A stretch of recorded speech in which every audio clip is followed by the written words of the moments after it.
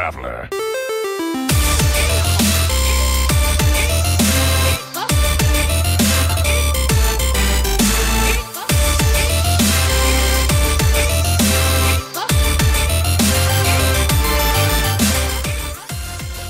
Alright, welcome everybody to Born to be Wild, a Hearthstone podcast, the third wild exclusive Hearthstone podcast on the information superhighway. I am your host, Craig of Canada, and I am joined, as always, by the man with the most beautiful weird beard in Wild.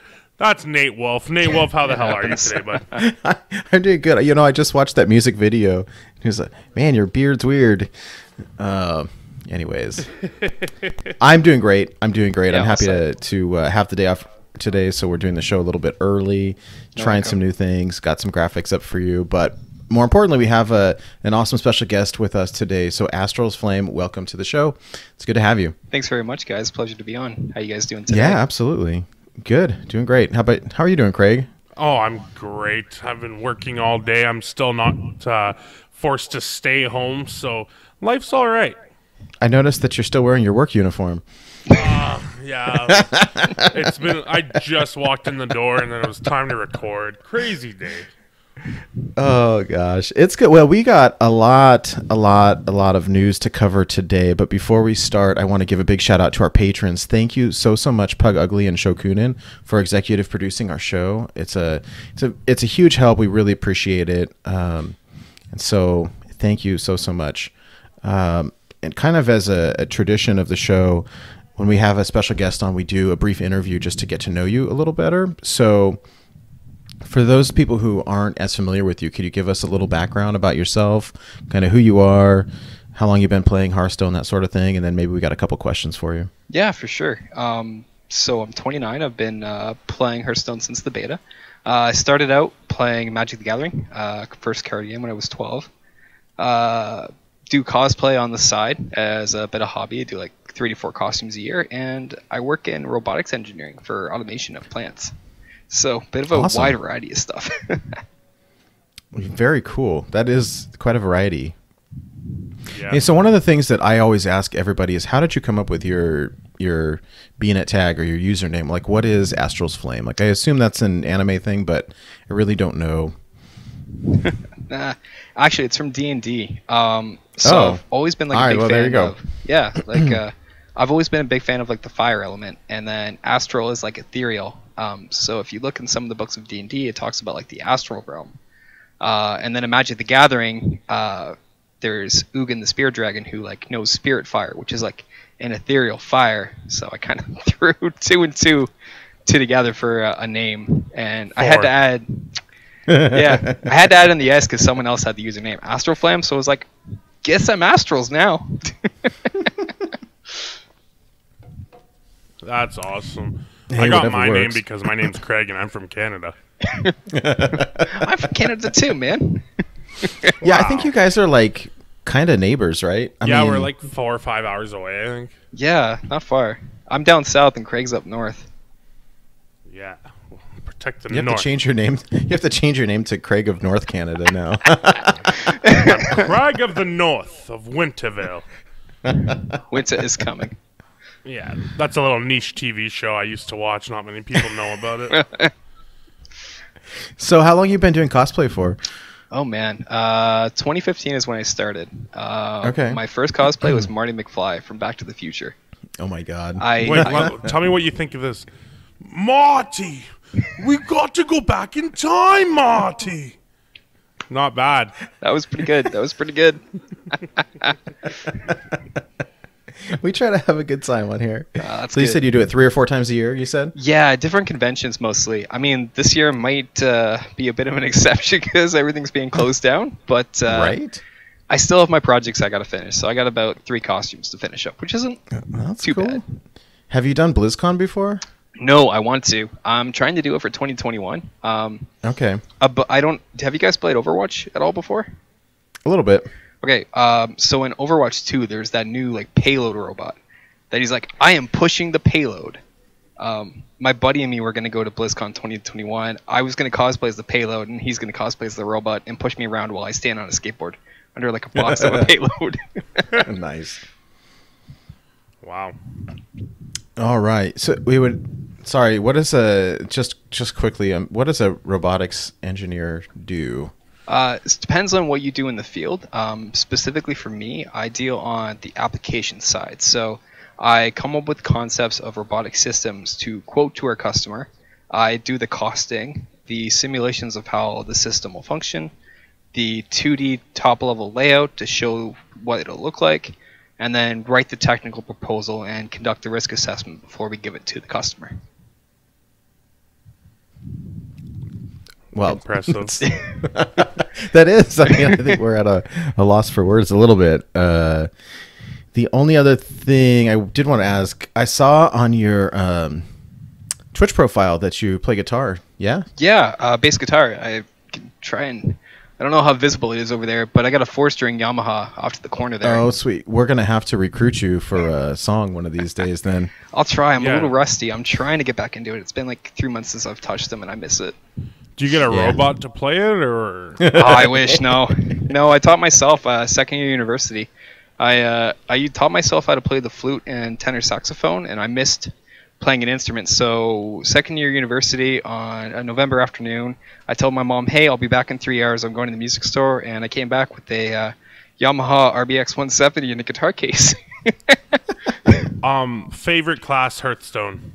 Rogue. Least favorite class Hearthstone? Odd Warrior, specifically. I like it. All right. Well, I would love to just talk to him all day. Nate, do you have any more questions? Because we have a jam-packed show that, the news this week is insane. So I'm just wondering if you have anything else you need to, any pressing questions for Astral before we move on. No. I think we're good. There's enough news to make the show last for several hours. Yeah, I think you're pretty much you hit the nail on the head there, Nate. We could literally go on all day. So do you want to head into the news? Yeah, let's do it. There's tons. So yeah, let's.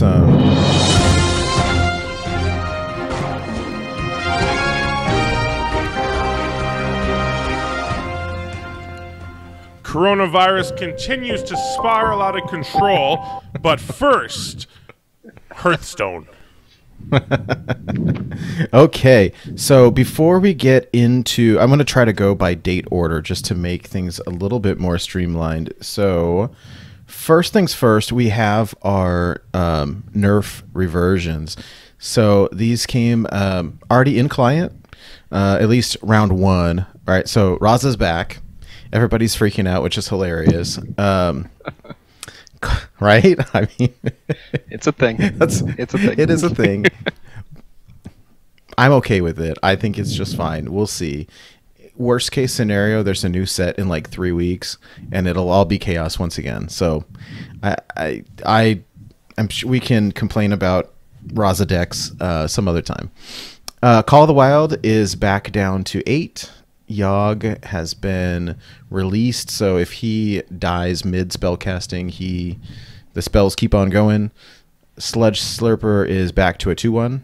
Spiteful Summoner is back to 6, and Emerald Spellstone is back down to 5. So I think everybody is aware of these already. But anything before I move on to the next round of nerfs that I don't think a lot of people are super aware of? Well, I mean, I just want to say God bless Raza being back. I'm very happy about that. And I know a lot of people aren't. So I just wanted to quickly rub it in your face that I love it. I'm actually still okay with Raza being unnerved. It means Kingsbane gets better. There you go. So the interesting piece, and this was kind of buried in the show notes, but a lot of people haven't been talking about it, is that there's round 2 nerf revisions happening next week on the 26th of March. So Dr. Boom, Mad Genius is going from 9 back to 7. Giggling Inventor is going from 7 mana down to 6, which I thought was interesting because it's not reverted to 5, but it's being dropped. Raiding Party, which helps the deck we're talking about today, down from 4 to 3. And then Reckless Experimenter was previously set to your Death Rattle minions cost 3 less, but not reduced below 1, and now that goes away, so they can cost 0 again, right? Yeah. So I think clearly the most impactful reversion here is Reckless Experimenter. Meta breaker. I'm kidding. But I know for sure that Astral is most excited about one card on this list. So Astral, why don't you let the listeners know what you're excited for here? Oh, hands down, Raiding Party. I am so excited this is back to 3 mana. I still wish we had an unnerf prep. That'll never happen because Black Lotus is bad for the meta. Sorry, magic reference. Anything reduced by 3 is always bad, but I just like the fact you can actually do Raiding Party back on turn 1. It helps to make the deck more relevant, because with Raiding Party, when you prep it, obviously Eric right now, you have to wait until turn 2, and that's just slow against a ton of aggro decks. I mean, even Shaman's already got a totem. Pirate Warrior already has probably 2 or 3 pirates, if not 4, because God draws are a thing. And Quest Mage is already doing shenanigans, so the fact we can turn 1's our Kingsbane again and potentially play out some stuff with the coin is big. I think that is absolutely hands down my favorite card they've unnerved. Nice. What about, but yeah, your least favorite deck, Odd Warrior, just got a buff. Yeah, I know. I was actually playing Odd Warrior today, weirdly enough. Oh my goodness. I don't think Reckless Experimenter changes anything here. It would have if they brought it back to 5, but they didn't, so I think it'll probably just stay as is. I don't know. All right, let's move on to the big news. Like, there's a new playable hero in the new set. That's crazy.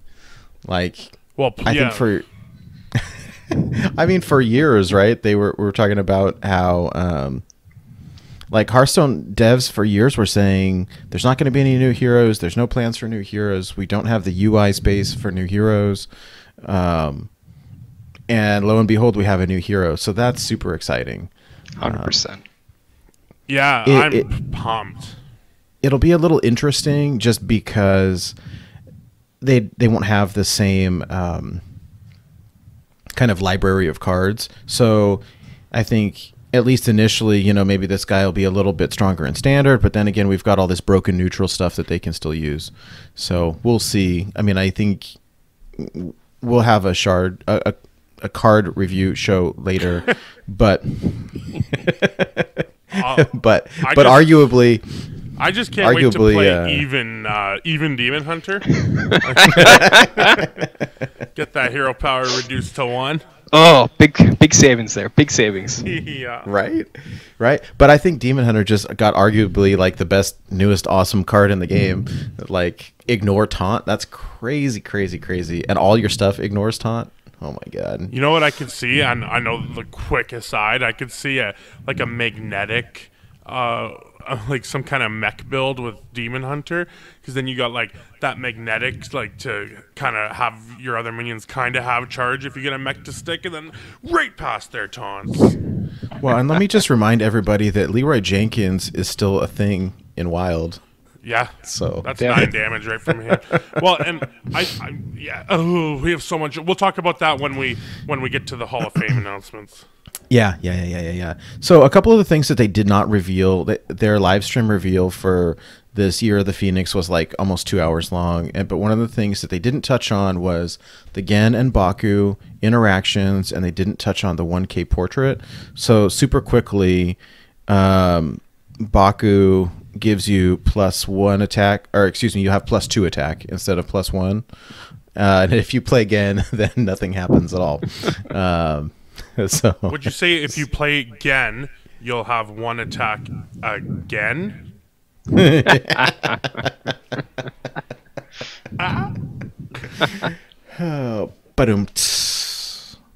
1K portrait they revealed, and here it is on the screen, is pretty cool. I cannot wait to see the animation on this. Should be pretty rad. Oh, that's pretty. So, it should be pretty cool. Who do you think's going to be the first person to hit that Demon Hunter 1000? Craig of Canada. No. No, it's gonna be like Dog or one of these guys that can do this from home all day and just jam out. I mean, 12 hours a day for a few months, couple months, Yeah. That'd be a nice. week. Top streamer will probably get it. On the wild I side, imagine. on the wild side, I'd probably guess it'd be like Old Daniel, because I mean, given the Raza nerf, he's gonna have to get a new class.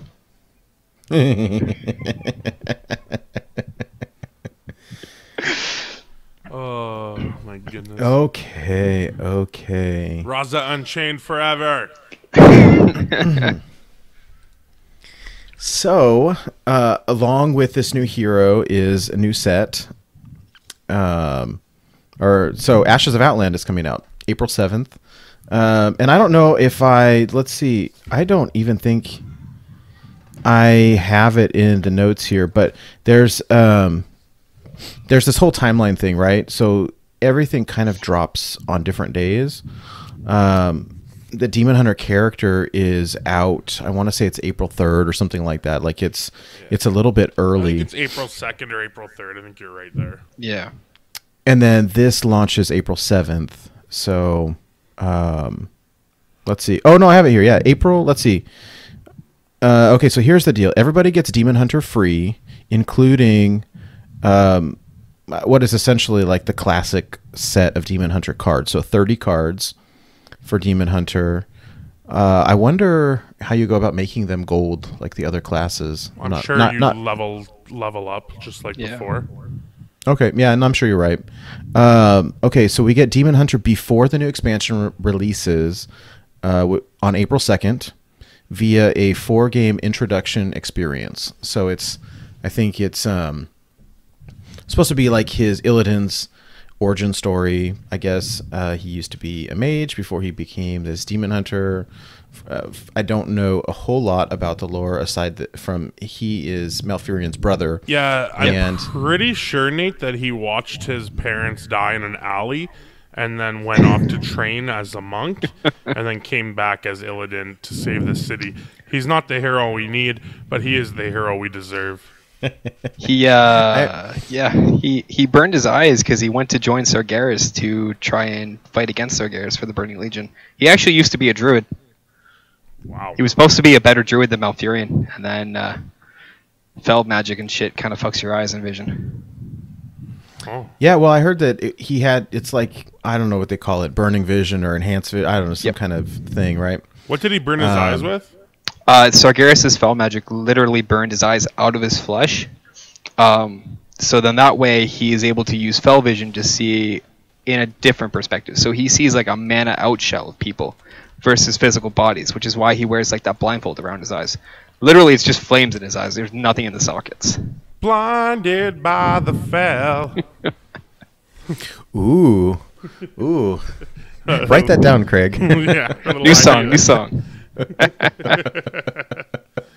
Oh my goodness. It should be fun. What I'm really looking forward to, right? Because there's already audio interaction between Illidan and Malfurion, and Illidan and Tyrande, Malfurion and Tyrande, and God, what is that other druid card? The one that lets your choose ones do. Fandral Staghelm. Fandral, right? Yeah. So I assume that there will be more interaction when this happens. Anyways, so should be cool. Should be super duper cool. New set called Ashes of Outland releases 5 days later, April 7th. And with the set is some new stuff. So new keyword, which is called Outcast. The way that this works is if the card is all the way on the left, all the way on the right in your hand, it gets a bonus effect. So there's an example on the screen right now. It's Spectral Sight. Draw a card, outcast, draw another. So it's kind of like your... this honestly reminds me a tiny bit of your choose ones, do both. Just a little bit different. You get a bonus effect depending on the placement. This is the first time that they've done something like that. So it should be pretty interesting to see how it all works out. Yeah, it's pretty cool. I like the way that hand positioning matters now, because I don't think that's been the case before. like really, except for a couple cards in Warlock. So Yeah. it's pretty interesting, and it's cool. And they even have like a card that adds another card into your hand. So like, I'm really excited about it. Yeah, like it's a really different mechanic for we're in a game where we actually can't like move around our hands at all. Having to sort of play our cards and think about different positioning and orders we're going to play them to make use of that mechanic is going to be a whole new thing in itself. Yeah, yeah. There are a couple other new-ish sort of things. So now there's something called Prime Minions. I think they're all legendary so far, right? Yeah. That essentially there's two versions of a minion. So version 1 is just like a 3 mana or a lower cost minion, and the prime mechanic, the way that it works is there's a death rattle that shuffles the card, but like the prime version of it back into your deck, and when you get the prime one, it's a better one. So it should be interesting, especially in Wild, the way that we work this with our death rattle mechanics, like N'Zoth or like Umbra, right? To trigger it right away. It could be interesting. Yeah, a lot of cool interactions you could potentially get with like Umbra and N'Zoth, like you said. I'm curious what like the Warlock Prime is going to be, because we see N'Zoth in a lot of Warlock decks, especially with like Cube. Mm-hmm. So it'd be interesting to see how that'll work. Like multiple primes in your deck, maybe for Cube Lock in the future. If I was designing the game, I would have definitely named one of these Optimus, but that's just me.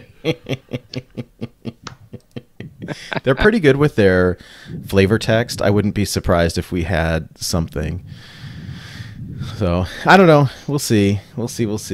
Let's see. What else did we get? Okay, so everybody on the 17th, so 3 days ago, the day of the release announcement, everybody got Kel'Thas Sunstrider for free. And everybody's been abusing it in Wild super hard over the past couple of days, particularly in Druid, right? So you can play UI on turn 3, which has been interesting. Have you guys run into that yet? A couple times, yeah. I tried it out. One of the decks for it between like a Jade Druid and the all-in combo Druid, where you just like UI the face, Moonfire face, Swipe face, and Starfire face. It's kind of crazy what you can get, but it can lack. Like you can run out of gas if you don't draw on the right stuff. Right. Yeah. I mean, I haven't played a ton over the last couple of days. We've kind of been in crisis management mode at work, and by the time I get home, I'm zonked and just going to sleep. But I ran into it only once so far on ladder, and I won, but it was close. It was very close. So we'll see. But I think this can be interesting in a lot of different decks. What the crazy thing I think is, when I first saw it, I didn't think too much about it because I had assumed it meant the third spell of each turn is free. But no, it's every third spell, so you can use it multiple times in one turn. I mean, you really can go completely, go through your entire deck one turn. Yeah. So. No, it's really powerful. Like, it's really good. It's bananas. Anyways, I'm sure we'll feature some decks with it before too long. Yeah, speaking of bananas, has literally built a deck that uses the 3-mana 2/2 that makes bananas to make that card better. Of course he has. If anyone would do it, it'd be him. I can't wait to talk to him again. Yes. Okay, so there's a couple pre-order bundles for this new set. So you can get two. One is $80 US, comes with the new hero card, Snake Lady, whatever her called, Lady Vash, another shaman hero, Snake card back, whatever it's called, Serpentine card back. You get 90 packs, arena ticket, and Battlegrounds perks, and a golden legendary. And then the $50 one is 55 packs with the card back and the golden legendary. I whaled it out and got both, but I think we'll chat about the Year of the Phoenix changes soon. But I think for the people who want to buy these, there's a lot better chance of collecting the whole set this time around. So that'll be interesting. Yeah, I know for sure that if you buy the big bundle, you will guaranteed open every common and every rare. So that's pretty nice. And then if you open both bundles, I'm pretty sure you get like 30 epics or something like that alongside of Wow. it, and like 4 or 5 legendaries plus the goldens. So like that's like the minimum. So you're gonna be pretty happy with this expansion, I feel. It's super cool. Okay, so there's lots of big updates for the game, like globally. I don't know all the answers. That'd be interesting to chat about this because I have a couple of questions that maybe you guys can answer. So let me just go into it. They did announce, so this coming year is the year of the Phoenix. It's been funny because every time we see a leak recently, it's been like 100% accurate. So it is what it is. I try not to get spoiled, but you know, it is what it is. I love the spoilers, by the way. I'm with Craig. I actually don't mind them too much. I haven't had a big, at first I was like, I don't want to see. And then I'm like, oh, let me check Twitter. I want to see. It's fine. So I was at work when all this stuff happened and didn't get a chance to watch the reveal stream live.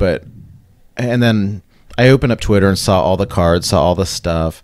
And then I still watched the 2-hour thing when I got home. I mean, I feel bad for the devs when it gets spoiled like the day before, but at the same time, like it's all very cool and it's very exciting news. And honestly, like I'm just excited to get new stuff to play with. So here's what we have coming up for Year of the Phoenix. In fact, let me put this up on the screen for the people who are watching on YouTube or live. But essentially, they've got this whole roadmap planned for the Year of the Phoenix into 3 phases, which are our 3 set releases throughout the year. So we are currently in phase 1, but there will be a phase 2, phase 3 with different things planned for each one.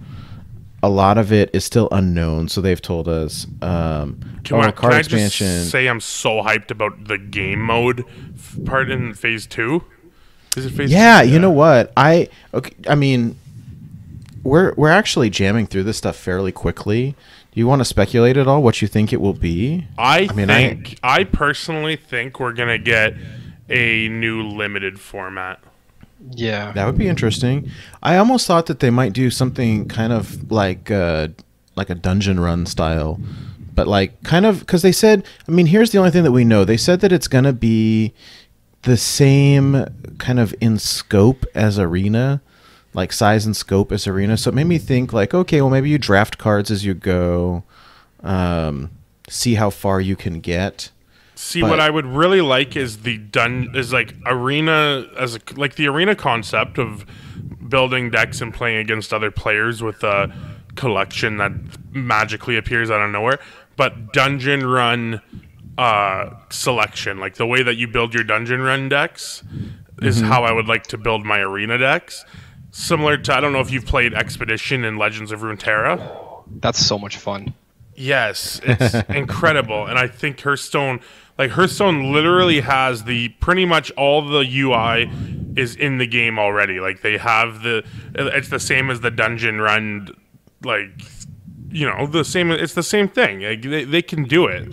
And I hope they do. I just really hope we get a better limited format. Like Battlegrounds is my limited format right now, and it's just the fact that it's not quite Hearthstone is what doesn't scratch the itch, and Arena is just not a good enough format for me to invest too much time into. Yeah. Yeah. Oh, hey, I do want to say you reminded me about Runeterra.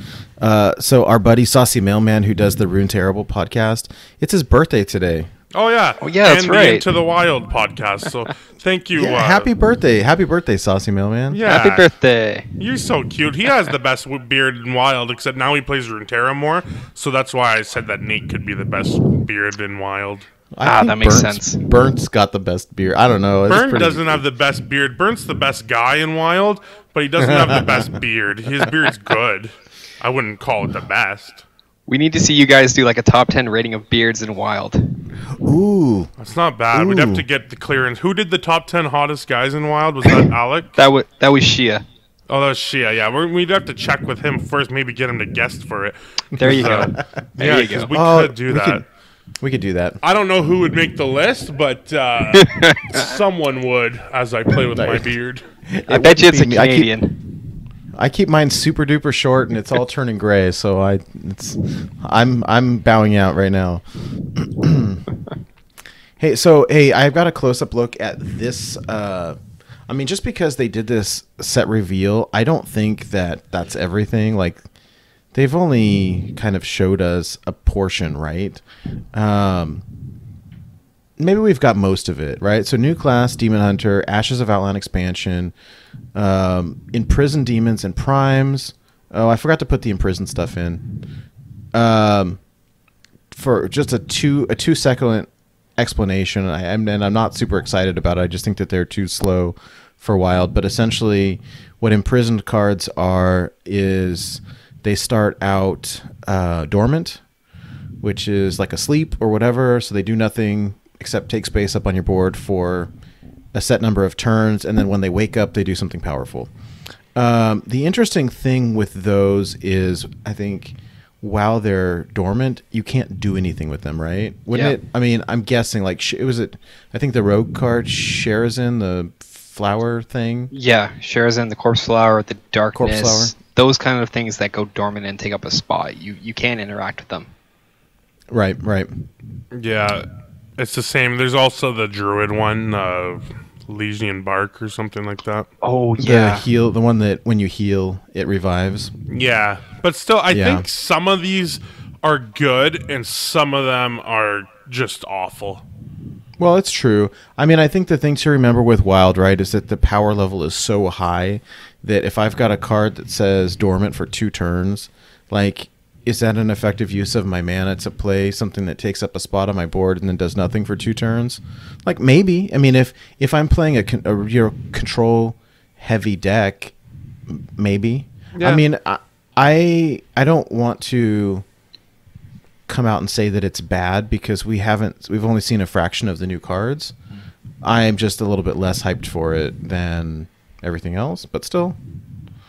Anyhow. Battlegrounds update. We will get another adventure in this set. They did announce that all of the PvE stuff this year will be free, which is super cool. Yeah, and before we move on from the Battlegrounds, I think it's awesome that we're going to get 4 heroes to select from. Just wanted to say that quick, that's like super exciting to me. So much better. Yeah, it is cool. I'm used to having 3, and I guess maybe I'm just spoiled. I think that having 3 to choose from is when you buy a bunch of stuff, right? Then you get that added as a perk. But for the free-to-play people, I mean, can you imagine playing Battlegrounds and only being able to select 1? Like, you get. Or is it 2? Is it 2? Okay. But yeah, now it'll be either 2 or 4, I believe. I don't think there's going to be the option for 3 anymore. I might be wrong about that, but I think you're either choosing between 2 or you buy the Battle Brawl or the Tavern Pass or whatever it is, and then you can get to 4. I think it makes sense, though. Like, if you're going to be 100% free to play, then there should be some restrictions on you, you know? For sure. Yeah. Well, and I mean, at least with the Battle Pass, like, they're letting you buy that with gold, too, right? And it's a better deal than the 30 packs. 30 packs is 3,000 gold. For full Battleground bonus, it's only 2,500, which to save up is maybe 2 weeks. So, like, 2 weeks prior to a new expansion, save your gold, and you've got the bonuses for the next 3 months for free. Yeah, for sure. Anyway, seasonal event. So they said the seasonal event's going to be kind of like that Lunar New Year type stuff where there's better quests and. Yeah, they've always done that. It feels like. Yeah, nothing new. Balance updates. Free class deck is meant for returning players, so this I don't think will affect any of us or probably any of the listeners really, but you never know. It will affect you if you decide, hey, I want to go try playing in Europe. So you can play on your EU account, and if you haven't logged on to your EU account for 4 months or it's your first time, you'll get a free deck. So that is pretty good right now because of Battlegrounds. I have been on EU and Asia because I wanted to go try out on the lower floors there. So I'm probably going to wait a couple months and then see what those decks are like, and maybe I will grind a little bit in EU just to see. I totally forgot about playing in other regions. Yes, Yeah, that's actually. a good. I mean, it's pretty sweet. The idea, they said that essentially for returning players, right? So if you haven't logged in a while, Yeah, Number one, four you'll months get- is the amount of time. oh, is it? Okay. Yeah. They said number one, you'll get a quote unquote reintroduction campaign as Illidan leading up to the new Demon Hunter prologue content. And then you get a free 30-card competitive deck of the class of your choice. So you get to choose all the classes, get free competitive deck, meaning probably pretty good. I mean, I'm sure that we will see. I'm sure it's just one of their deck recipes, right? Yeah. But I imagine there will be some legendaries and stuff in there too. So as a new player or returning player, that's pretty awesome. It is. Especially like a new player, like when you get access to like the Frozen Throne for like a Right. legendary there, and a couple other options of like pack gain and everything. It's nice. Like they're really making the game more accessible to new players, which is great for entry to bring them in. Yes, I agree.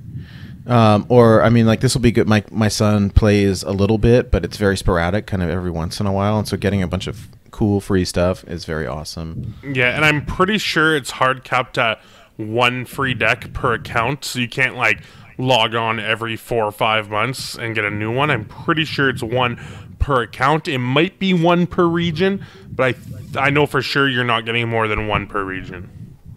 Gotcha. So the rank revamp, Hall of Fame, and Priest class update. So I want to go over these separately a little bit. Yeah, you skipped over duplicate protection as well, which Oh my God, I think that's the is coolest biggest thing. Yeah. I think that's the absolute coolest thing. Okay, yes, duplicate protection. So they said that this this goes for all different rarities. So no more duplicates until you've got every card in the full set. So that includes commons, rares, epic, legend. That includes dusting your cards. Yeah. Like if Yeah, no, that's crazy, right? So even if you get two copies of the card, dust them both, you still won't open those two cards. Yeah. That's nuts. And it's just absolutely crazy. Yeah, and just for the quick math, if you open 30 packs, you're going to get every common in the set. And if you open 70 packs, you'll get every rare in the set.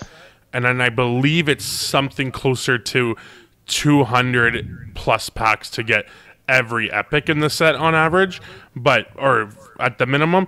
But definitely just by buying the mega expansion, you're going to have every common and every rare, which is huge for some players. Like for us, it's not as big because we can probably just craft. But for a lot of players, that's going to be giant. Like my buddy, I know for sure, has to disenchant cards to craft rares for his decks. And I'm like, well, look at that. You buy the pre-bundle, now you're thrilled. Yeah, this is just amazing, and I think this is for across the board, right? So I think one of the other things that we'll be chatting about in 2 seconds is that they're doing this big revision of the priest class. So putting a bunch of priest cards into Hall of Fame, creating new classic priest cards, and so my thought is, like each week when we're getting free standard packs from the Tavern Brawls, like save them, don't open them. When they release the new stuff, like you're going to end up opening up all the new priest cards, right? Yeah, Oh, yeah. this goes live March 26th. Oh, literally next week. Yeah, Wow. duplicate protection goes live next week. It is so fast. I mean, I know people were complaining about this like radio silence, and Ixar had said something to the effect of like, hey, we're going to announce, and then you're just going to get this flood of content, and then 2 weeks later you'll get this new stuff. So I think the next couple weeks for us is going to be pretty awesome as far as reveals go and new content. I actually like that we're going to be getting it piece by piece instead of dumped all at once, because it's like information overload a little bit. Yeah, 100%. Like the piece by piece, it gives us time to appreciate. I mean, we got like a 7 legendary piece by piece information today, and like that was cool just to see. Like every freaking hour is like, ooh, a new legendary. Oh, a new legendary. Oh, new legendary. Yeah, There are some and I good know ones, too. we're Yeah. not jumping into cards or anything, but I also think it's cool that they're like willing to make these different type of legendary cards like more sporadically now. Like we got the mage legendary spell, and we got the legendary weapon for shaman. Like Is it shaman? Anyway, we're getting lots of cool legendary designs, so it's only a matter of time before. Like, it just makes sense that legendary spells are coming to the mage. You know, like why not? Yeah. The Quest Mage players are freaking out right now. That's pretty funny. Okay, but hey, so this thing about the duplicates, that applies for the entire game, right? So even if you open up older sets. Yep. Yeah, it's for everything. I wish that well, I mean, not for me so much, but I think for others, like that Wild Bundle, for example, like I think if anybody's getting packs, hold on to them, right? Don't open them right now. Yeah, and imagine that, like, I don't know if you guys remember. Well, I know you remember the mage packs. Yeah. Oh yeah. Oh yeah. I wish I would have saved the mage them. bundle that was like the mega bundle, but it was for freaking me. Yeah. Except for really bad price value. Yeah, but looking back, I wish I would have saved those packs, because like if they ever do something like that again, you can really look at your collection and say, oh, if I buy this hunter package, I'm gonna guaranteed get these epics that I need. You know, like that's a pretty cool feature. It actually, you know, assuming that they release additional class specific packs later, this rule still applies. Like that's awesome. Yeah. Yeah. So, but regardless, I mean, I think this is a really good move on their part. Oh, and golden packs? Oh my goodness. Oh, that'd be so amazing for gold stuff. Yeah, this is gonna be cool. Yes. Okay, so let's talk about this new ranked play system. Like this is pretty such a major overhaul that I don't even know where to start. So I think we should start at bronze 10. Let's go be bad league players. So my understanding is, all right, everybody at the start of each month, everybody starts at bronze 10.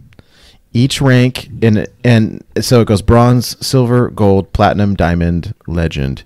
Each tier has 10 ranks. So bronze, you start at bronze 10. Once you clear through bronze 1, now you're in silver 10, and so forth until you work your way through the whole thing. Each one has 3 stars.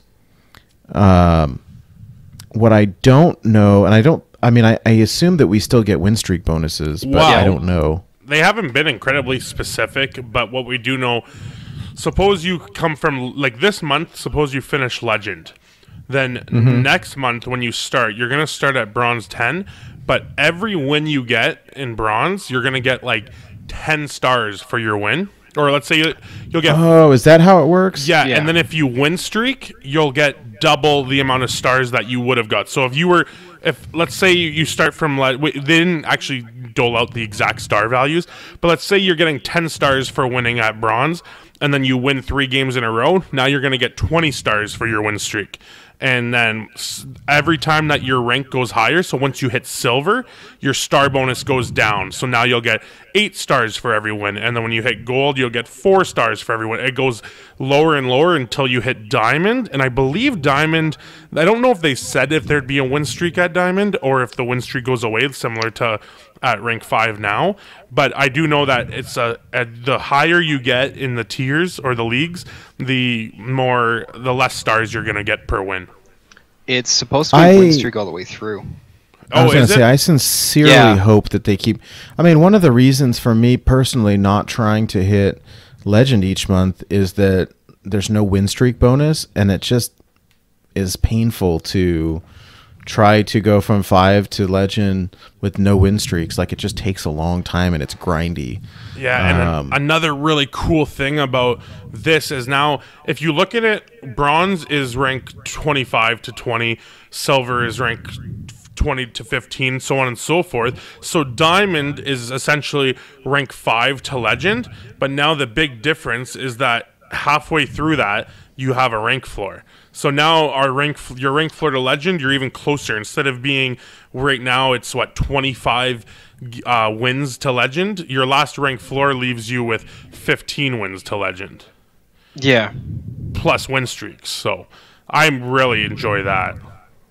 Yeah, this will be really fun. What I like also is that they changed the little icons at the different ranks. So at Diamond, you have the League of Evil and the League of Explorers, which is pretty cute. I like that a lot. Like, it's all new logos and stuff. It is very polished. I think it's going to be fun.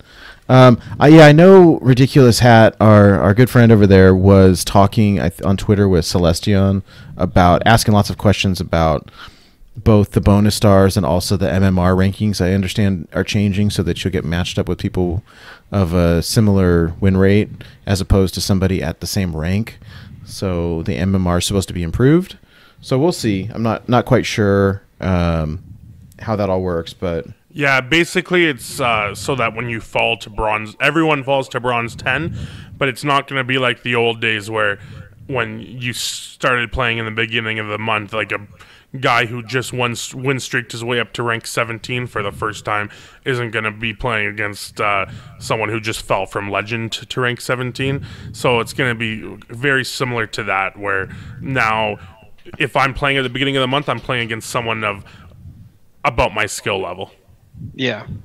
Yeah. Which is the nice change. Like, it feels bad when you play against like a brand new player and like you're playing like your refined meta deck versus someone who's like brand new to the game. Back when, you know, we all got shafted back down to like rank 20 and 17. At least now, like, we're going against someone who's comparable to us, so it's like you're still getting that experience like you would at your higher starred ranks, but you're getting it throughout your whole bronze to diamond to legend experience.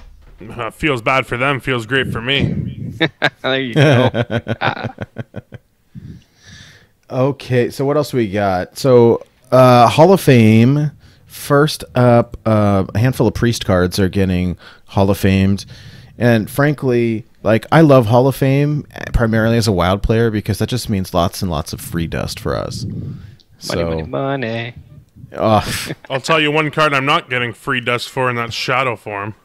I think I'm joining you on that, Craig. I don't think I have it either. I have them, but that's probably my most dusted card. Well, you probably open it now. Yeah. There you go.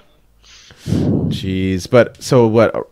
I never know how to pronounce this. Aknai Soul Priest. Yeah, Aknai Soul Priest. You got it. Divine Spirit, Holy Fire, Shadow Form, Northshire Cleric, and Prophet Velen are all being sent to the Hall of Fame. So we will get oodles of dust for those. And then, more importantly, we have our neutral cards, Leroy Jenkins, Mountain Giant, Mind Control Tech, Acolyte of Pain, and Spellbreaker moving to Hall of Fame. Yeah, this is Big pretty names. crazy. I've been calling Leroy Jenkins for a long time, so I get a big, like, called it on that one. But I knew Leroy was getting nerfed before he was cool. Remember when he was 4 mana? I think I understand, like, they've kind of put the kibosh on charge minions for a long time now, but with the new Demon Hunter Legendary that they just released that lets you and all of your friendly minions just ignore taunt, they had to pull Leroy. Well, I think it's a lot more than that. I think Rogue in Standard is the main reason to see Leroy go, and especially Leroy Shadow Step, Leroy Shadow Step, Leroy. Yeah, and a big thing too is that right now Leroy, like, I'd like to get into this quick, is that I know that Hall of Fame usually only affects Wild for dust value, you know, and not much else. But in this case, I actually think that Leroy coming into Wild is going to be really, really good for our format in the long term, because right now we're at a point where the only decks that can really compete are control decks and combo decks, like, well, essentially combo decks with Quest Mage and Raza Priest and Darkest Hour Warlock. The aggro decks just aren't fast enough and impactful enough to get under them anymore. And I think a big part of that is that they're not able to make big finishers in Standard anymore because of Leroy. So now that Leroy is gone, I think we're going to see a lot more class-specific cards that could really finish a game off for the aggro players, whereas before they couldn't because Leroy was limiting design space. So I think we're going to see a lot more aggressive minions that we weren't able to see in the past because of this, which is only going to help aggro and Wild, which I think we need. Absolutely. You kind of need that Holy Trinity balance, right? You need to have one top combo deck, one top control deck, and one top aggro deck, because they keep them in balance. Like aggro beats combo, combo beats control, control beats aggro. I mean, unless aggro player gets ultimate value like a pirate warrior with fucking 2 Celestial Captains on turn 3. Yeah, but even point now, of case, pirate warriors getting demolished by some of these combo decks. Well, yeah, look at like Quest Mage just takes off. Like turn 3 Quest Finisher is like insane, but even that Turbo Druid, that fast that Druid that plays the new legendary and then casts all UI 4 times in a game. Like that's that deck can crush a pirate warrior these days. It's pretty crazy. So I think Leroy's well done finally getting rid of him. I think that's going to be really good for us in a year or so. Absolutely. Yeah, we'll see. Let's take a real quick look at these priest. Before I forget, there's so much news. I'm gonna forget stuff. Please, you guys remind me if I forget something, or there's just too much. But I know one of the changes was gonna be. Right now, we get the new card back at the end of each month. Now you get it immediately, or I shouldn't say now, but when this new, in a week or so, right? When they do this next patch, each month the card back will get immediately after 5 ranked wins. So super cool. All right, so new priest cards. So these cards are all coming to the classic set to replace the ones that are being Hall of Famed. I can't read them because they're too small on my screen. Well, you got Psychic Conjurer is a 1/1 with Battle Cry. Copy a spell from your opponent's deck and add it to your hand. That's basically, it's whatever. And then you got Power Infusion, which is it Infusion? Yep, that's Power Infusion. Yeah, give a 4-mana spell, give a minion +2/+6, which is interesting and clearly there because they got rid of Divine Favor. Yeah, I got that right. Yeah, you did. Astral, can you read these? Because I'm also having a hard time. Yeah, no worries, I got you. So you have Scarlet Subjugator, which is a 1-mana 2/1, a rare battle cry. Give an enemy minion -2 attack until your next turn. It's just kind of cool, actually. Like, it's not a Potion of Madness, but like a pint-sized potion, a little less, but on a body. And aggressive stats, and better, because it's until your next turn. Yeah, it's not just the turn of. I like that. We got Cultiran Chaplain, 2-mana 2/3, Battle Cry. Give a friendly minion +2 health. The first good 2-drop Priest has ever had. Honestly, though, and the stats are good. Like a 2-mana 2/3, that's a good healthy body. And it buffs, if you go Cleric on 1 into that on 2, you're gonna get consistent heal draw value.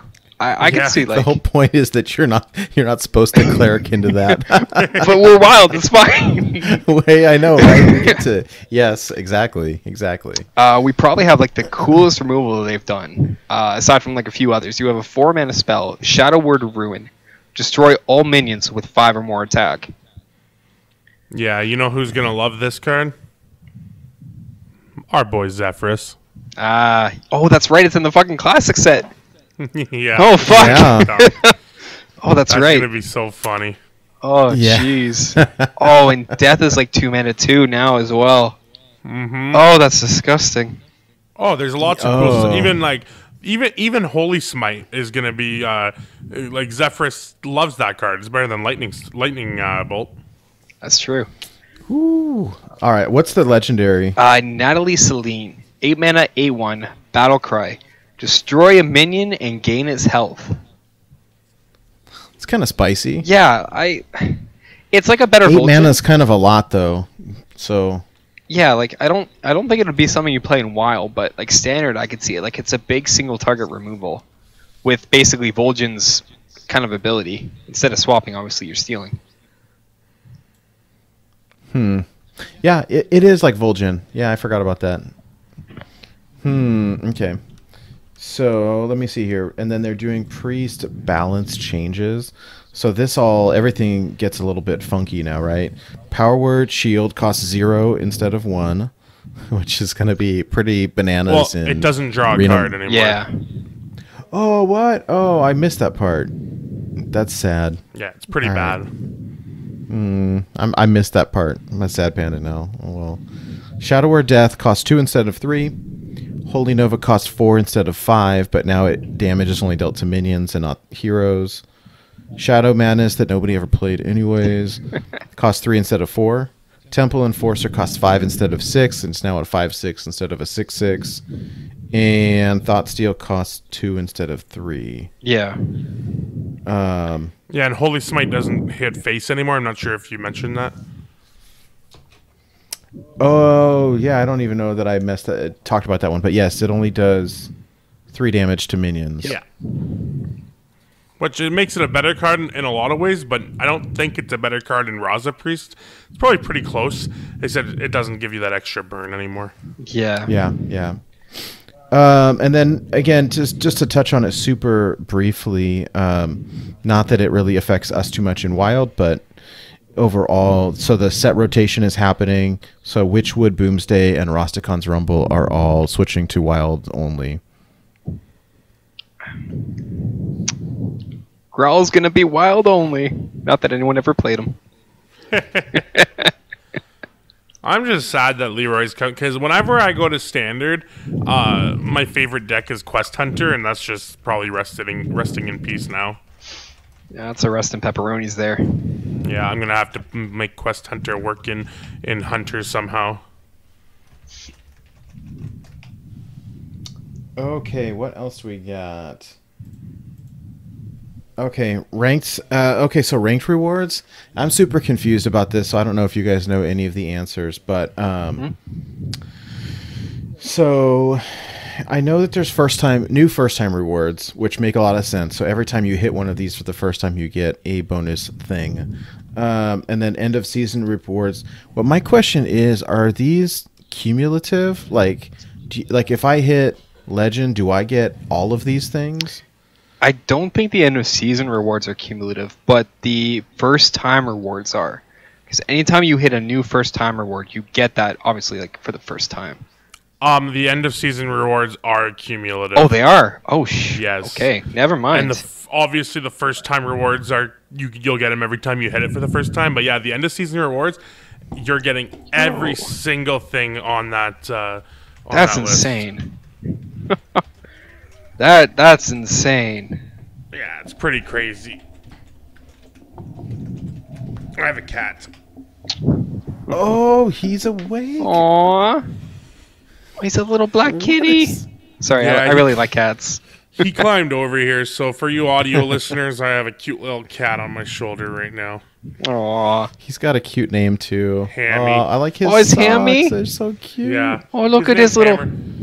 His real name's Hammer Strength, but we call him Hammy. Aww. That's actually adorable. I love the little white paws on him. That's actually so cute.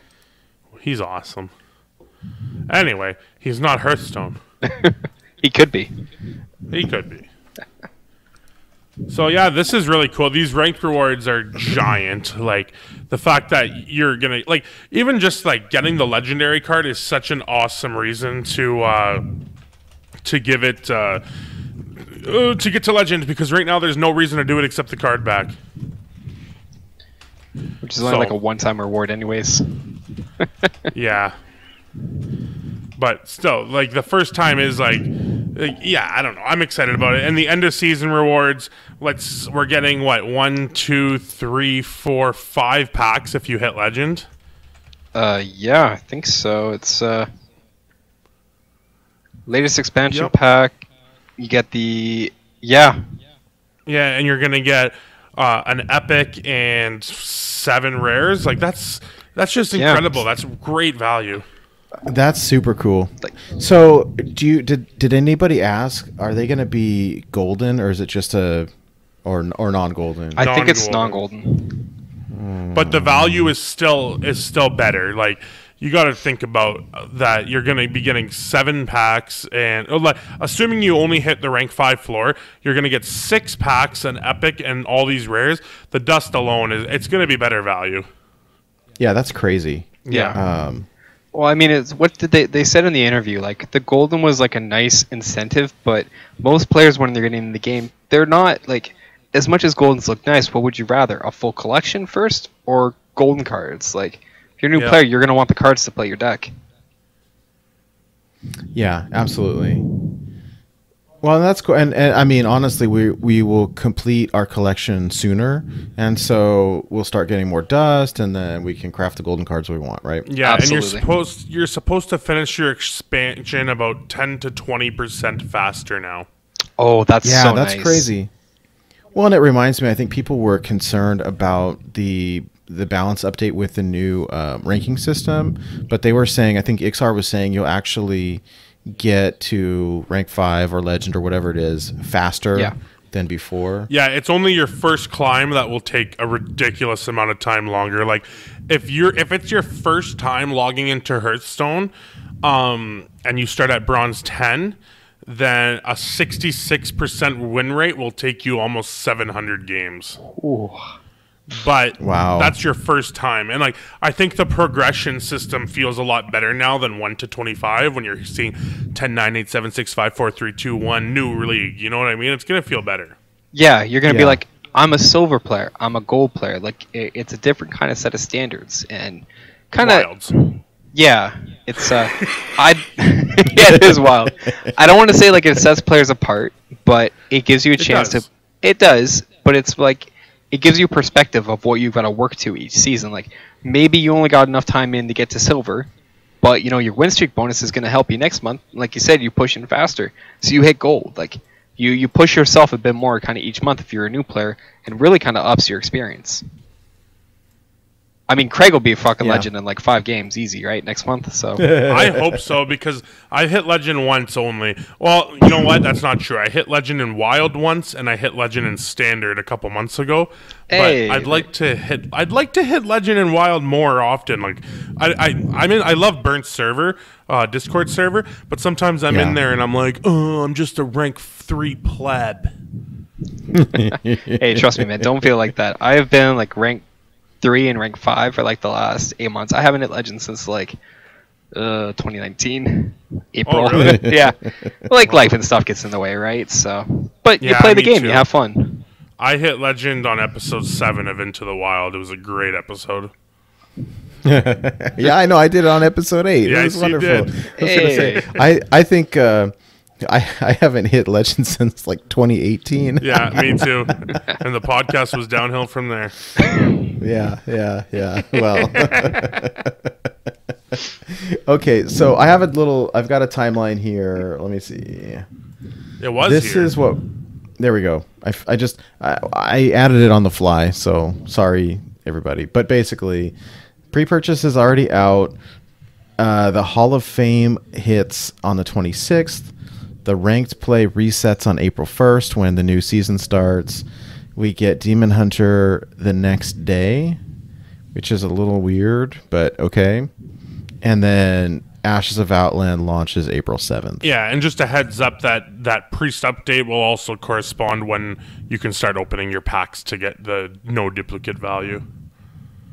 That's been confirmed. And I believe Demon Hunter Prologue, I think that gives you the days to unlock everything so that when the expansion launches on the 7th, you will have Demon Hunter ready to play.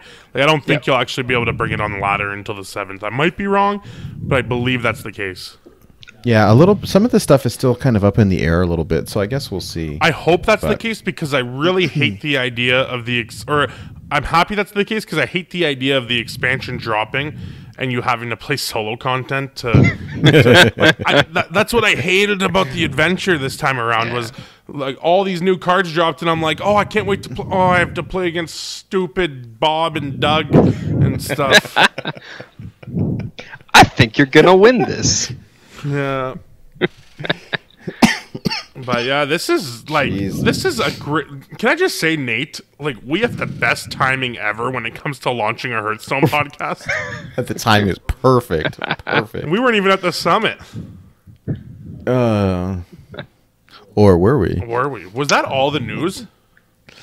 Yeah, actually. I know, we just blasted through it way quicker than I thought we were going to. What are we, Team Rocket here? Because we're blasting off again. Blasting off the speed of light, surrender now, prepare to fight.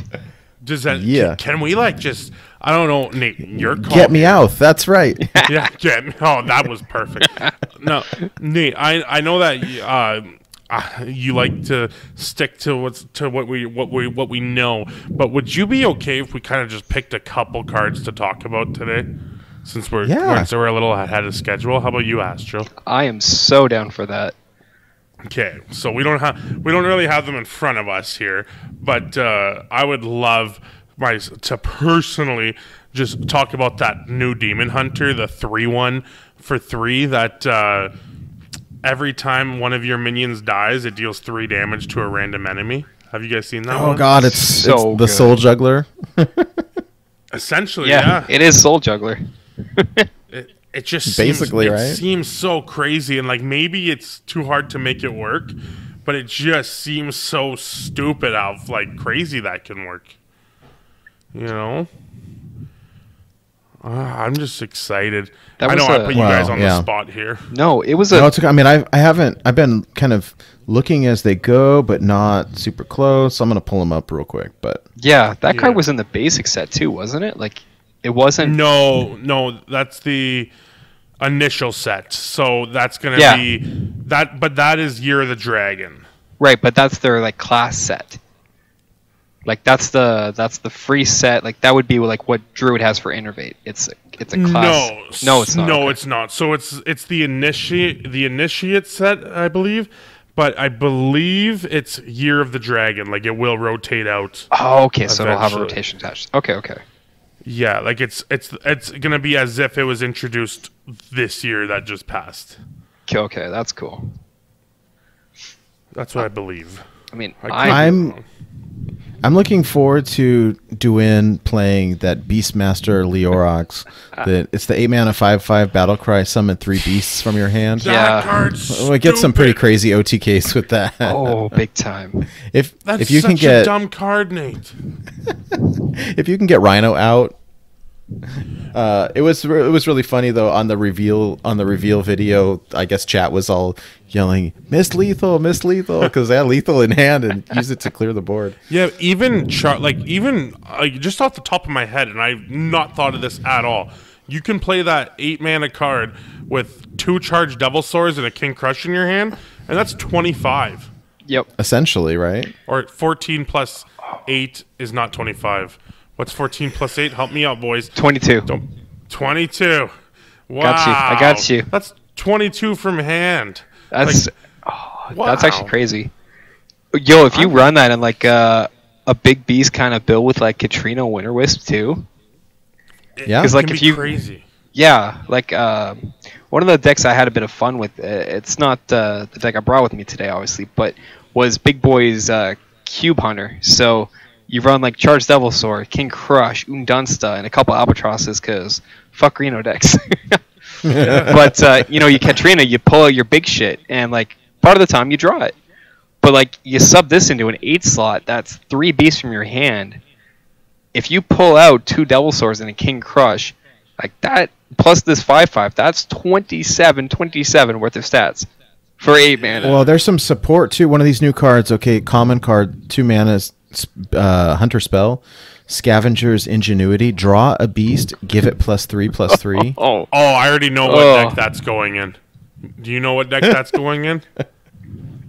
I don't. Your Knuckles OTK. Knuckles, yeah, your Knuckles deck, yeah. Well, Nice. Duin's the one. Duin has like 4 iterations of that deck, and it is stupid good. Like if it gets consistent enough, it just. You know what else doesn't care about taunt? Knuckles. That's true. You know what's even better? Oh, When Rexar gives Knuckles lifesteal because you made a Zombeast. Oh, yes. I didn't even think about Rexar. Or charge. Rexar with this 5/5 with this new legendary. Yeah, you just summon all your big zombies. You've got a bunch of 8 to 9 mana ones. I love putting Knuckles with Stone Tusk Boar. Yes. It's wonderful. Oh, it feels good. Dude, this card is gonna be like the bane. Like Duin must have just. I don't want to say what I want to say, but he must have been so excited, if you know what I mean, when he saw this card. Like, I can't imagine being there. Like, ow, you know. And Duin's nose grew 6 inches that day. Yeah, his nose.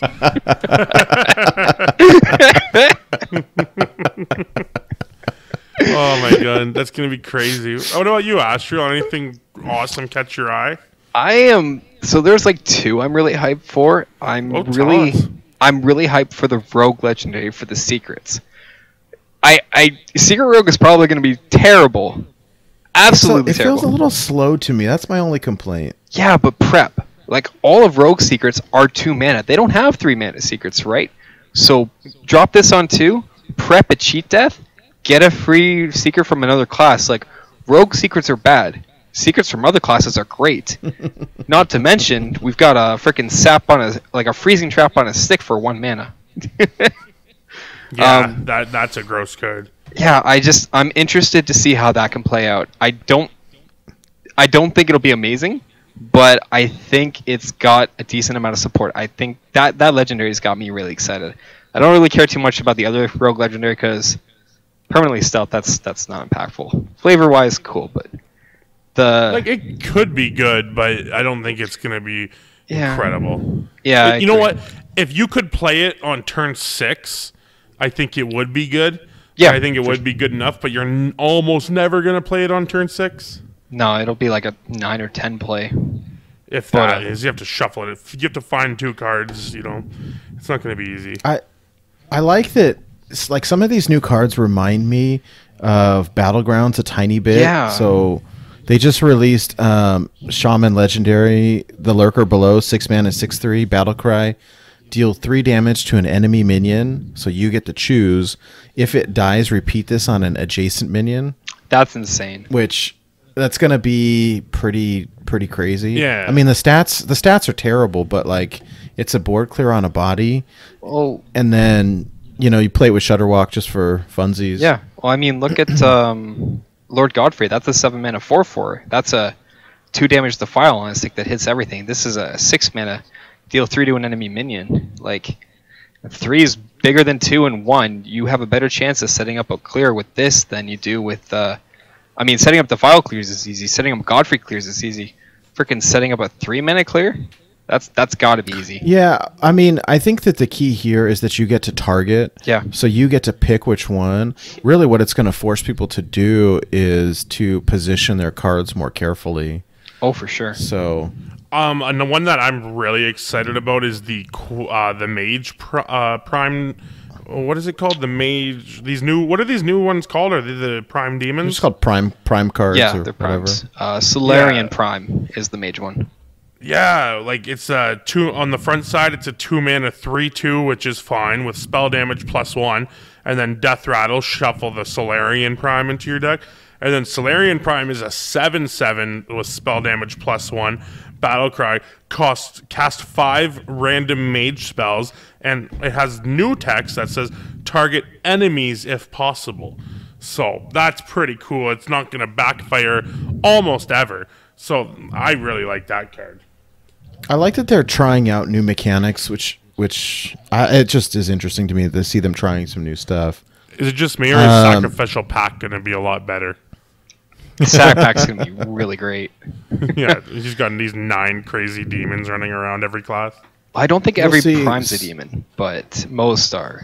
Oh, I thought they were all demons. I don't know. Off the top of my head, without looking at them, I don't know. I wouldn't be surprised if they are. I'm going to do the but I don't research know. right now, but I think they're called Prime Demons.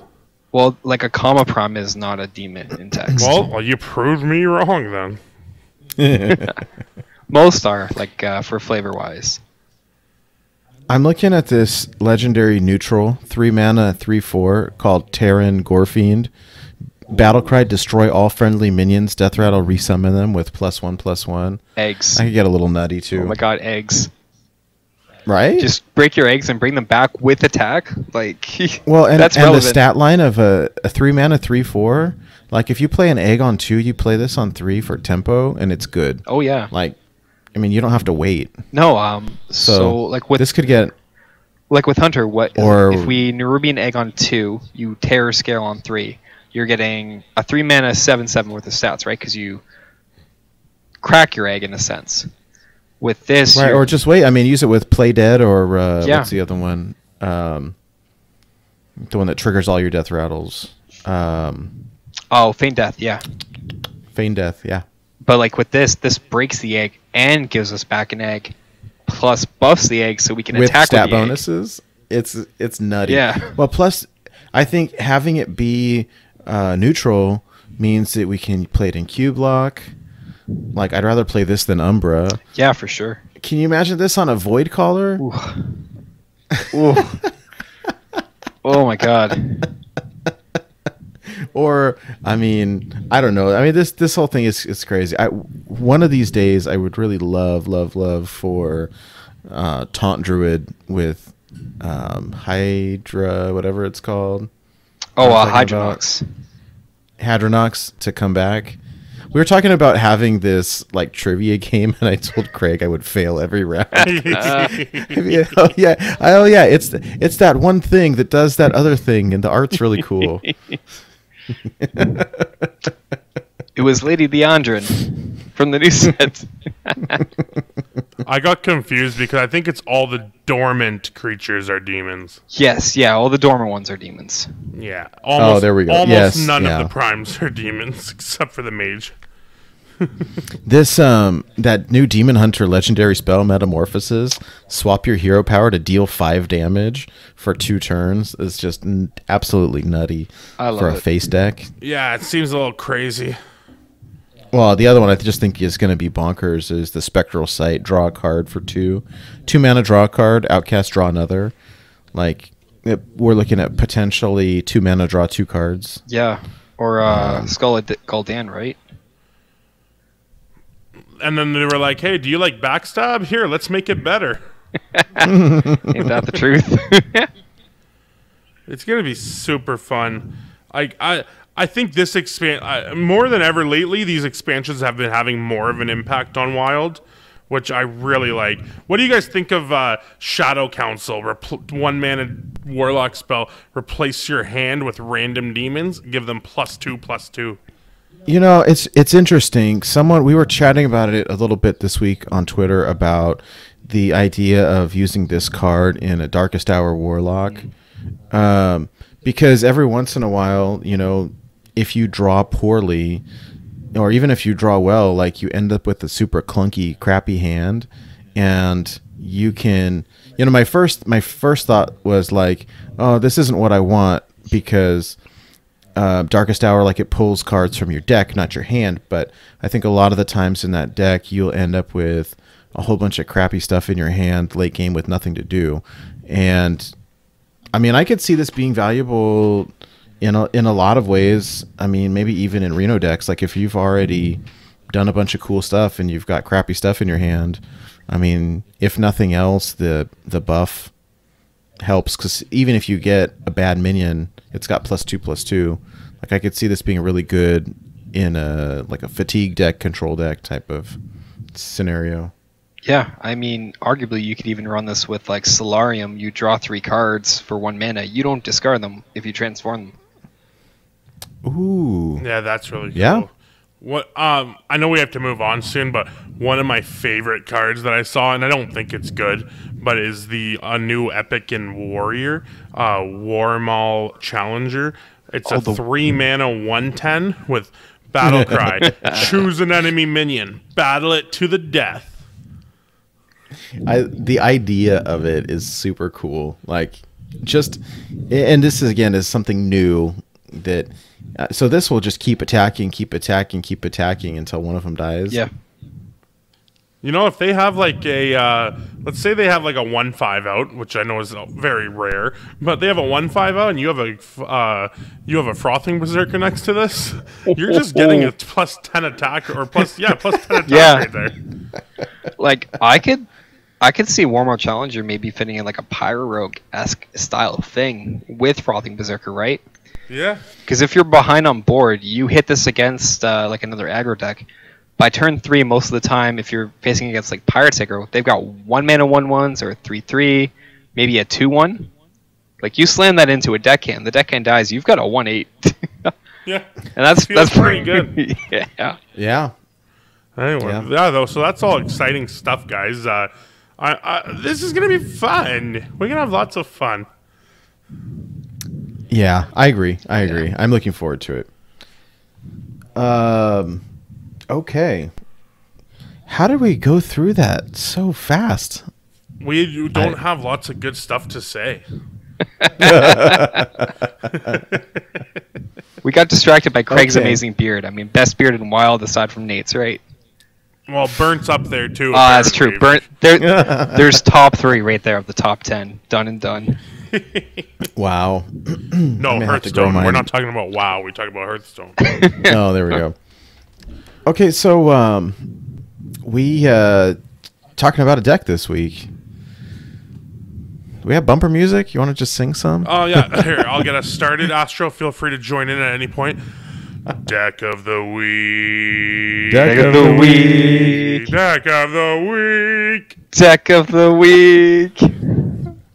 Week. Wow, that was good. Okay. All right, you want to? That wasn't good, guys. I don't know how we have listeners. God. All right. So this is fun. I think this. So you've brought this King Shark Pirate Rogue Kingsbane deck here.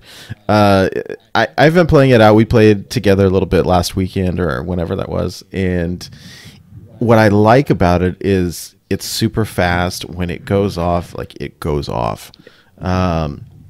So I've got the deck list here. I'll go over it real quick. Have you made any changes since we last chatted? Or Nope, okay, same list. So it's 2 preps, 1 Bloodsail Flybooter, 2 Buccaneers, 2 Deadly Poisons, Kingsbane, Patches the Pirate, 2 South Sea Deckhands, 2 Cavern Shiny Finders, 2 Eviscerate, 2 Sap, 2 Ship's Cannon, 2 Dread Corsair, 2 Naga Corsair, 2 Raiding Parties, 2 Tinker Sharpsword Oil, 1 Captain Greenskin, Grawl the Shark, and Maya's Unstable Element. So tell us about this thing. So I kind of got bored with some of the decks on ladder, especially with like the Raza on nerf. Like I've had a bit of fun with Reno Priest, but one of the biggest issues like fighting against some of the decks these days is getting either past taunt minions, dealing with high health pools, or losing your board to a Seeker Mage that just always has Flak Mage for whatever reason, because balance cards, right, Hearthstone? Right. So I wanted to try and bring back a deck that was focusing less on a minion-centric board and more on a weapon base, because weapon removal right now is like non-existent. No one runs it, which is one of the biggest banes against Kingsbane, pardon the pun. Uh-huh. But so you go to buff your weapon, you get in cannon shots. I mean, Nate, in the game we did, you had what, 2 cannons on turn 3 and swinging for 16. We did 16 damage on turn 3 with cannons. It was awesome. Like that's part of the reason like why Bloodsail Flybooter is in there, because you get to add 2 more 1/1 pirates to hand. So if you stack 2 cannons on board, you play your Flybooter, pulls patches, there's 2 cannon shots. Drop your other 2 1/1 pirates, there's 2 more shots. Times that by 2 cannons, 8 times 2 is 16 shots overall for damage. So 8 shots times 2 is damage, sorry. But there's a lot of explosive power in it. And it's going to just get even better when the unnerf happens next week. Because right now, like to fetch your Kingsbane with a raiding party is on turn 2, which you can do with like a Shiny Finder without combo. But when we get a raiding party unnerf, you'll be able to find your Kingsbane turn 1. And if you're on the coin play, you'll be able to coin out your Kingsbane if you need to, or save it for the next turn to maybe do like a Buccaneer, a Deckhand, and coin your Kingsbane. So then you've got 2 2/1s, one of them has charge, and you have a 2/3 weapon. And you can just start your buffing. So I've been having a blast on it. I've topped out at 3 stars rank 2 with it. I've fallen a bit back down, but I'm back to rank 3 stars right now. Still on the positive win. I started bottom rank 5 with it, so we're still on a positive win. I think I'm at like a 60% win rate or something with it right now. It's okay. I mean, everything is a little bit funky right now because I think with the Raza unnerf, people started playing a ton of Reno Priest, which is lots and lots and lots of removal. Or if people drop a Reno Jackson late in the game, you're kind of hosed. But I think it's pretty interesting. So what do you? I think we'll play some games after this on a separate deal here, but initially, like, what do you mulligan for? What are you looking for? Mostly looking for like prep, raiding party, or a shiny finder with potential weapon buffs. So deadly poisons or buccaneers. Your ideal play is like a deckhand or flybooter turn 1, shiny finder 2, and then start buffing your Kingsbane turn 3. You want to set up that initial board presence, primarily, especially when you're fighting against like aggro decks. So maybe you force them into the trades, because in the short game against the aggro for the next like 4 to 5 turns, if you scale your weapon fast enough, you're just going to be going face with your weapon, which is consistently anywhere from 2 to 6 to 10 damage, depending what buffs go on it, while consistently developing a board. Mm-hmm. And it's even more so when you have like cannons. Like an ideal turn 3 would be like you drop cannon, play a pirate, and pull out patches for some couple cannon shots while you have Kingsbane equipped. But there's a lot of little nuances you can do with it. Like I've won games without even playing my Kingsbane. I've just literally daggered up on Rogue Hero Power, buffed that with a couple Deadly Poison and Tinker Spark, Captain Greenskinned, and just gone face. Yeah, I mean, depending on the matchup too, if I'm going against something that I know, like maybe a Warlock that I know is going to play a Void Daddy, like I'll sit on a Sap. Absolutely. Sap is key in that. Or also Sap has been pretty good against like Mech Paladin when they build some giant Divine Shield taunt. It's like, nope. It's just gone. They lose all the buffs with it, everything they went in on it. So, well, I did have a question. Why no Parachute Brigand? So I had Parachute Brigand and Evil Miscreant in the initial build that I was testing with it. Okay. I ended up dropping both of them. The Brigand is nice if you get it in your opening hand, but if you pull like a Brigand off a raiding party, you're still going to have to play another pirate to try and cheat it into play. By the time you're like pulling it off a raiding party, that's like turn 3 or 4, right? You want Parachute Brigand in like turns 1 and 2. Kind of late game, it's a worse pirate to play. I feel bad playing a 2/2 when I'd rather be playing like a Naga Corsair or a Dread Corsair. I'd rather play a 0 mana 3/3 or a 4 mana 5/4 that's going to buff my weapon. Yeah, no, you're right. That makes sense, especially as this is a weapon-centric deck. And I think that most of these cards are essential. I mean, like, they all do something. Exactly. So, the funky card in this deck for me is Grawl the Shark. Yeah, right? That's the one I get the most questions about. It's there for the memes, isn't it? No, actually, I mean, the animation's super cool. It is. The animation alone is really cool. I mean, I have a Golden Grawl just because I love Grawl the Shark. While it is a meme card for most things, the reason I actually run Grawl the Shark in the deck is because it's a minion fetch. So, turn 5, worst case, when you play Grawl the Shark, you're going to get, most times, a 4/3 or a 7/6. On the odd time, you'll end up with a 3/3, but that's only if, like, Bloodsail Flybooter, or for whatever reason, Patches is still in deck and you just haven't drawn any pirates at all. And honestly, by that point, you've just lost the game. But most of the time, it's a decent static body. Like, if you're playing a 4/3 against a Priest, that's a nice sweet spot. The other thing is, like, it cycles a minion out of your deck into Growl's little body. So when Grawl dies, unless he's silenced, you're going to get that minion added to your hand. You're thinning your deck by 1 card, which is relevant if Kingsbane is in your deck and you want to go for cycle draw to get it. Better chance to pull it, or to pull like a Myra's off a top deck. Mm-hmm. So most of the time, it's just adding functionality. You're pulling something out that's going to give you relevancy on the next turn when either you trade in with Grawl, or you just have like a decent statted 5-drop. Like a 5 mana 7/6 going face never really feels bad. Yeah.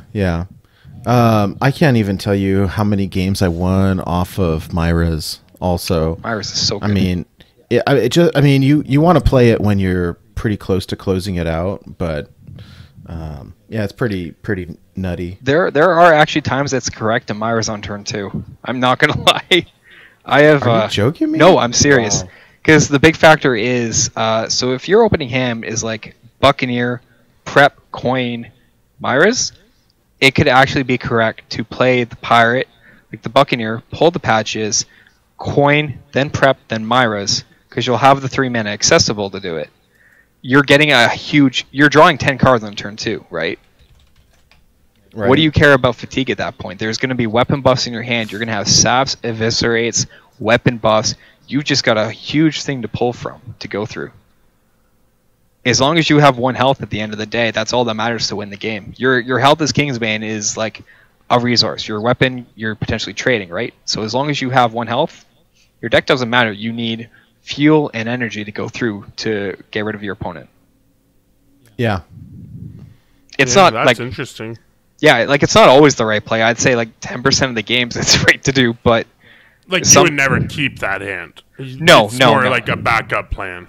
Exactly. Like if I draw into it and I've got nothing else to do, I'll be like, I'll draw 10 cards. Like I'll go turn 3 and like you're drawing 10 cards out of a 30 card deck, right, with a lot of duplicates. So there's a decent chance you're gonna pull like your charge minions or your Tinker's Oil, or you'll actually draw your Kingsbane. And like that's the nice thing with like patches. Like if you play the Pirate, suddenly you've drawn for turn 1 you've drawn 4 cards out of deck, so you're down to 26. Patches gets pulled out, that's 25. So out of 25 cards, you're drawing 10. That's 15 potential dead you're losing. The majority of that 25 is duplicate. So as long as you get a 1 copy of most of that, you're getting about half the value of your library. Well, and I guess if you draw a Kingsbane, then you don't even have to worry about fatigue at all. You've, like, Exactly. Somehow things went wrong. Yeah. You just hero power and break it, or it breaks on its own and you just shuffle it back in deck. Yeah. I miss leeching. Oh, yeah, no, I miss leeching poison. Oh, I do too. It's been fun when you Myras and then break Kingsbane and then you're not fatiguing anymore. It feels good. You're just like, what's fatigue damage? We can do this forever. I'm a Jade Druid now. Next time you stream, I'm gonna stream snipe you with Captain Sticky Fingers. Oh shit! I haven't had that happen to me yet, thankfully. It's hilarious because like whenever I'm single, that's like my nickname. Anyway, that was gross. Well, this is cool, man. I'm excited to. I haven't got a chance to really try it out. I played 1 game with it before the cast, so I'm pretty excited to give this a shot. Yeah, it's fun. It's super fun. What I like about it is it's fast. I know, I think, Craig, one of the things that you prefer, like if we're playing on mobile or something like that, is games that are relatively quick, because if you don't have a lot of time, you can jam through like 5-minute play or whatever. Yeah, when I'm at work especially, because it's hard to play Hearthstone when you're supposed to be working. Isn't that the problem we all face? Yep. All right. And any excuse to play Captain Greenskin. Right? He's Always super fun. cool. He's cool, Golden. Yeah. Oh, yeah. Yeah. I might have. So what is your? I mean, I asked this to everybody, but if you have an all golden deck, your win rate spikes at least like 5%. Oh, right? easily, yeah. Like I have Just all from Golden Kingsbane.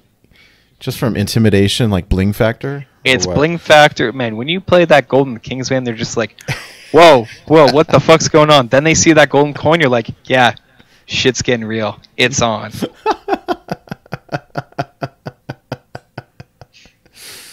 Oh man. Wow. Is there anything? Let me ask you. I mean, before we kind of wrap it up, is there anything about this deck that is not like intuitive, user friendly? I can answer this one. On turn 2, sometimes you're gonna want a Mirrors and Stable Portal. Yeah, that's true. Okay, like 1 time out of 100. I don't know. Like 10 or 15 times out of 100. You have to watch for what you're playing against is the biggest thing. Yeah, that's true. Like the 2 matches I would say where it's actually right to do a Myras on turn 2 or 3 if possible would be versus like Mech Paladin or like a Darkest Hour Warlock.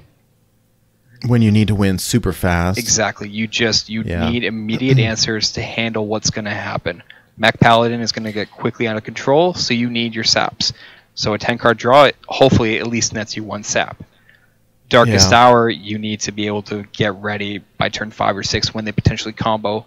So if you can get them down to close to 6 health, where maybe you can finish them off with an Eviscerate. Hopefully they didn't get a Mal'Ganis off the Darkest Tower, but you finish that. If you just sap it. Yeah, exactly. You sap Eviscerate for lethal. Problem solved. But Nate's right. Is there anything else anti-intuitive, you think? Not too much, no. It's just the tempo play is generally the right play. You want to... I was going to say, I struggle sometimes with, like, when do I want to play Ship's Cannon and a Pirate? Like, sometimes I get greedy, like... I don't want to play Ship's Cannon and 1 Pirate and pull patches. Like, I want to play Ship's Cannon and play Flybooter plus 2 more, plus this. That is greedy. Well, it is, but I mean, I think that's the question, right? Do we play for tempo or do we play for, like, mass damage? Generally for tempo. If you're against another aggro deck, play for tempo. If you're against a Quest Mage or Reno Quest Mage or, like, a Reno Priest, where... Less so, I guess, against the Reno Priest, because they do have some access to removal. But, like, against the Reno Quest Mage or Quest Mage, you can hold for Greed. Greed is fine, because you want to do that big burst of damage to really put the pressure on them. Like, build up your Kingsbane with a few buffs, and then save Cannon for, like, turn 4. Because what minions are they going to have on the board? Maybe a 3-2 or a 2-3? Maybe they play Sky Captain Craig with a 4-2 Parrot? But the Parrot... Did you say Sky Captain Craig? I love that. Sorry, is it Sky General Craig? Did he get an upgrade? yeah, well, it's Crag. Oh, it's Crag. Okay. Well, it's Craig Crag to of me. Canada. It's going to be Crag from now on to me. I hope so. Just imagine me every time you play it. Exactly. But you save it for that, because it does potentially act as a board clear, right? So it's not bad to just hang it back till turn 5 against a slower deck. But against aggro, the tempo play is generally right. Like, if we're versing a Pirate Warrior, my ideal start would be I want to drop a Deckhand or a Flybooter on 1 to pull patches so I can combat board. Save Cannon for turn 3, and I either drop my my weapon fetch on 2, like my Shiny Fighter, or I Hero Power. I keep up my trades, and then I go Cannon in on 3 with 1 Pirate, ideally with charge, and we hold the board, because if we've got board against an aggro deck, we can just get our weapon buffs and start going phased, because they won't keep up with Kingsbane. Right. Does it ever bother you that I claimed Canada for my name? No, not at all. Okay, good. I consider it a compliment to the country. Oh, good. A lot of people don't.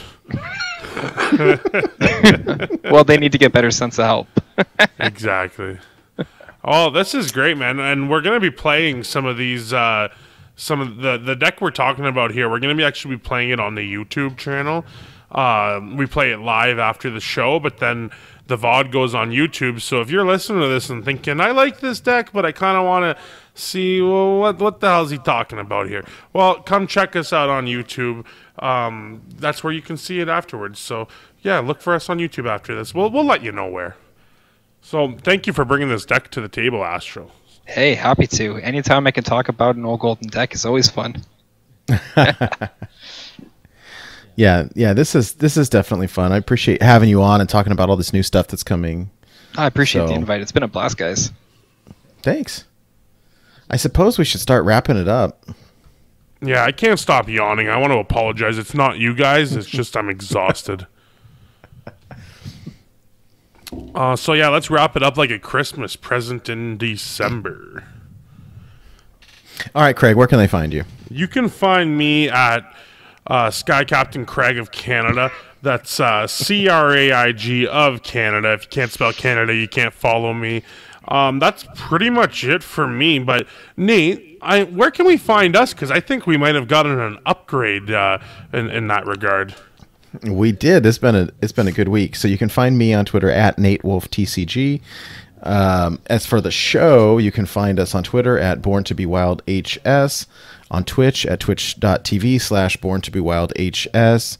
If you want to reach out to us directly, you can email us at borntobewildhs@gmail.com, or you can DM our Twitter. Otherwise, We have a recent upgrade, youtube.com/Born to Be Wild podcast. Yay! What's up? Yes. That was so thank you all very much. That was very exciting to hit the 100 subscribe so that we could get the custom URL. Very, very cool. Yeah. So thank you all very much. Trying to do content there maybe every other day or so. Something that is reasonable for us to keep up. Astral, where can people find you? So I can be found at Twitter or Twitch or Instagram at AstralsFlame. Instagram is mostly my cosplay stuff. So if you're interested in cosplay and want to see some of the work I do or work in progress stuff, I post it there. But I'm always on Twitter and Twitch. I stream once a week on Sundays typically, and Twitter I'm generally tweeting every other day about some different deck list or giving different people a bit of heck for certain things they say, like Goldaniel's love of different sports teams. Raza forever. Unchained Raza 2020. Poor Daniel. It's been a pleasure to have you on here. Nate, did we remember to thank Pug Ugly and Shokunin at the top of the show? I think we did. First thing, but thanks again, you guys. Yeah, why not? Always worth thanking them over and over again, if you ask me. If it was up to me, Absolutely. This whole show would just be us thanking them over and over again. So I guess that's pretty much it, boys. Yep. And now, unrelated advice with Nate Wolf. Nate, it's a hard time for everyone in North America, whether it be Canada or the United States. The coronavirus has really got everyone up in arms and worried. So I'm here to ask you, when you have a sub from Subway, what's your favorite kind? What I like the meatball. I like the Italian urban cheese bread with meatball. Toasted or not toasted? Not toasted. You almost had my heart, Nate. I'm sorry. I don't like it when the bread gets all crunchy. I like it not toasted. Okay. My son likes it toasted. Meatball? But meatball. I love your black son. Black olive Parmesan. What about you, Astro? Italian BMT toasted with cheddar cheese, lettuce, pickles, mayonnaise, mustard, and sup sauce. And I'm a meatball on Italian herb and cheese toasted with mozzarella and cucumbers, one line of ranch, and some Parmesan cheese. That's a spicy meatball. That's spicy. That's interesting. That is some extra flavor right there. All right. Wiser words have never been spoken, and you heard that on Born to Be Wild. Thanks for coming on, Astro. Anytime. Thanks, guys.